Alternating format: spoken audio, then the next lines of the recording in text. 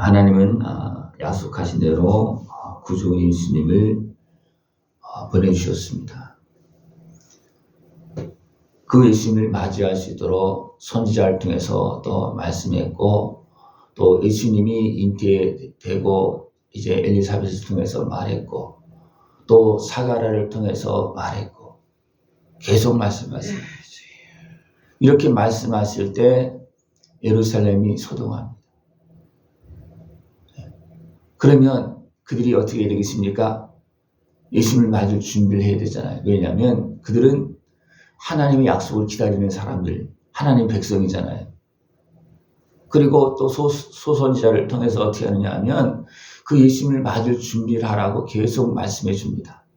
깨어서 준비하라고 말씀해 줍니다. 성전을 짓고 맞을 준비하라고 말씀해 줍니다.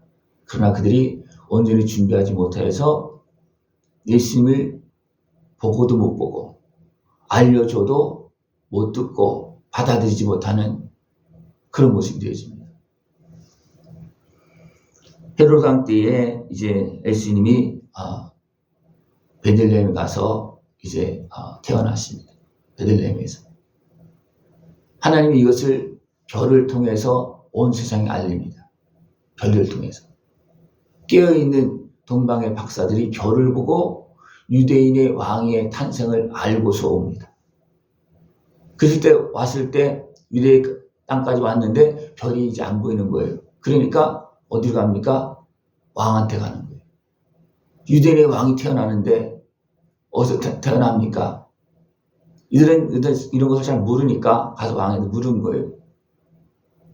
그러니까 왕이 또 모르죠. 헤로드 왕이 지금 모르고 있잖아요. 그래서 누구한테 묻습니까? 대제사장들과 서기관들을 모아서 그러면 그리스도가 하나님께서 보내신 유대인의 왕이 요즘 그리스도라고 표현하고 있는 것은 이미 헤롯도 메시아 그에 대해서 기다리고 있는 것을 모르는 사람이 아니고 알고 있는 거예요. 그러니까 하나님께서 별을 통해서 알려준 그런 왕이 태어난다면 이건 그리스도다. 그것을 아는 겁니다. 근데 어떻게 합니까? 그를 맞이하려고 왕이 명령을 해서 우리가 진짜 기다리는 우리 구주 메시아가 하나님께 약속하신 그분이 오신다. 백성들이 막 그냥 준비하고 그렇게 해야 되잖아요. 그죠? 근데 그것이 아니에요. 가만히 박사들을 불러서 베들레헴이라는 것을 알려줍니다. 그리고 뭐라 그러냐면 가서 영접하고 보면 나한테 와서 알려줘라. 그럼 나도 가서 영접하게. 네? 그렇게 말을 합니다. 박사들이 베들레헴으로 갑니다. 가다 보니까 무엇이 또 나타납니까? 별이 나타나. 별이 나타나서 이제 베들레헴 예수님이 탄생한 그 마구간으로 인도해 줍니다. 그래서 가서 예수님을 영접하고 가서 보니까 이제 누워있는 아기가 있고 그래서 영접하고 황금과 유황과 모략을 예물로 드립니다. 그러고 났더니 하나님께서 이제 꿈으로 헤롯에게로 돌아가지 말라 지시하고 그래서 다른 곳으로 갑니다. 왜 그러냐 하면 헤롯이 죽이려고 그런다. 하나님이 알고 있는 거예요. 그죠? 그래서 박사들이 다른 길로 갑니다.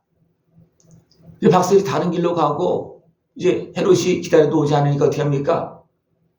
상황을 딱 봐서 베들레헴 그 지경에 그 이제 2살 밑에 아이들을 다 죽입니다. 못 찾으니까. 그러나 이미 하나님은 어떻게 했습니까? 요셉에게 꿈으로 말씀하셔서 어떻게 합니까? 애굽으로 피신시킵니다.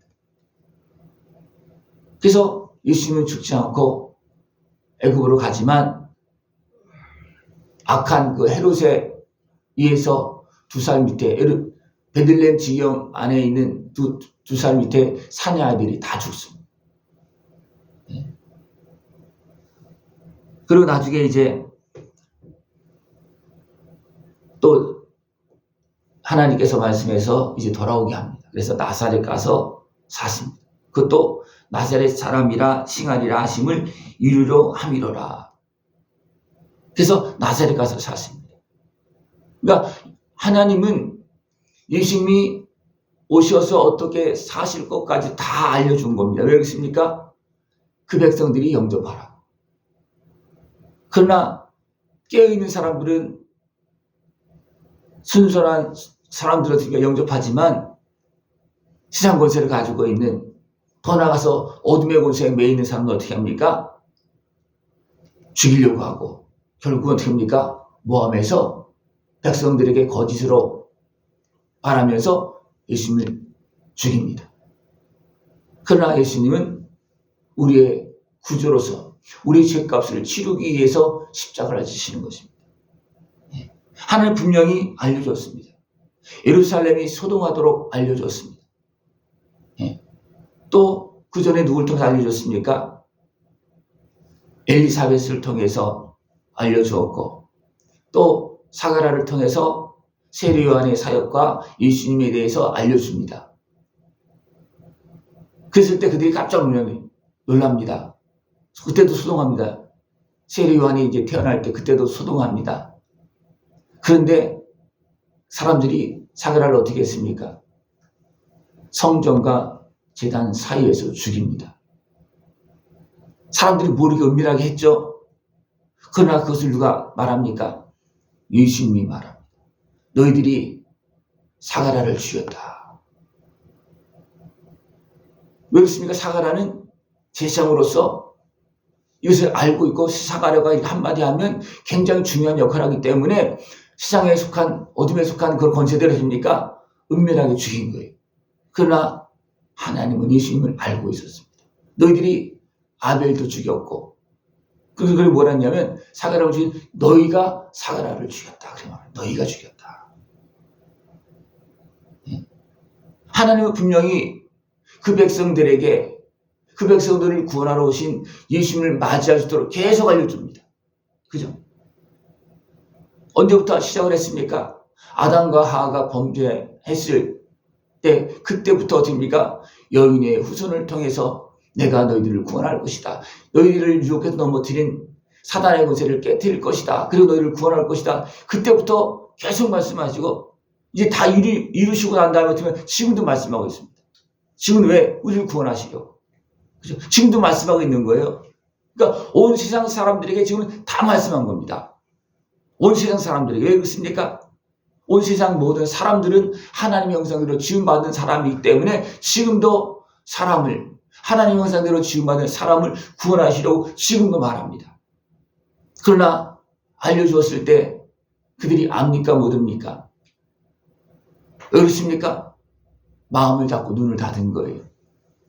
악한 것에는요, 속이고 있고, 또 세상 권세에 매인 사람들은 악한 것에 해가 되어서 백성을 속이고 있고, 지금도 그렇습니다. 지금도.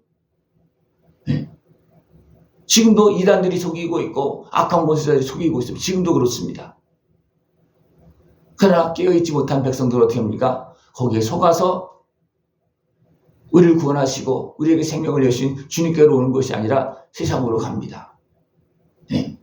이 핑계 저 핑계 다 막 유혹하는 그런 소리에 끌려서 우리를 구원하러 오신 예수님을 외면하고 우리를 사랑하신 하나님을 떠나서 세상 권세, 미혹된 세상으로 지금도 가고 있습니다. 그러나 하나님 지금도 말씀하고 있습니다. 땅끝까지 말씀하고 있습니다. 먼저는 예루살렘에서 말씀하셨습니다. 유대 땅에서 또 사마리아에서 땅끝까지 지금도 말씀하고 있습니다. 왜 그렇습니까? 우리를 사랑하기 때문에 그렇습니다. 우리를 구원하시려고 말씀하고 계십니다. 지금 나에게 말씀하시는 말씀을 들을 수 있는 것을 축원합니다. 나에게 말씀하시는 주의 말씀. 예수님은 이 땅에 오셔서 무슨 일을 하셨습니까? 우리를 죄에서, 마귀에게서, 상함에서, 눌림에서, 질병에서, 약함에서 지금도 우리를 구원하고 계십니다. 그 일을 하셨고 내가 너희들을 이렇게 도와주고 너희들을 이렇게 위로하고 치료하고 구원하니까 내 이름을 믿어라. 내 이름으로 기도하라. 믿고 구하라. 그렇게 지금도 말씀하고 있는 겁니다. 너희들 예수님을 믿고 그 말씀을 듣고 그 은혜를 다 누릴 수 있는 모습들이 지금 축원합니다. 그래서 예수님을 온전히 영접하는 거예요. 그게 예수님을 온전히 영접하는 겁니다. 죄값을 치르신 예수님만 영접할 수도 있고요. 어떤 사람들은 질병에서 고침받는 그런 질병을 고쳐주는 그런 예수님을 영접할 수도 있고요. 다양합니다. 우리는 다 믿고 온전한 영접, 온전한 구원을 이루는 그런 깨어있는 모습이 되어져야 됩니다. 생각해 보십시오. 예수님의 십자가 은혜를 통해서 다 해결해 줄 수 있는데 우리가 믿지 못해서 10개 중에 한 개만 구원받고 한 개만 은혜를 받았다. 그럼 어떻게 되십니까? 너무나 안타까운 거예요. 그죠? 여러분 다 받은 것 같습니까? 아직부터 덜 받은 것 같습니까? 네? 다 받았어요. 다 받았다면 나는 천사와 같은 성령 충만한 그런 모습이 이미 되었을 겁니다.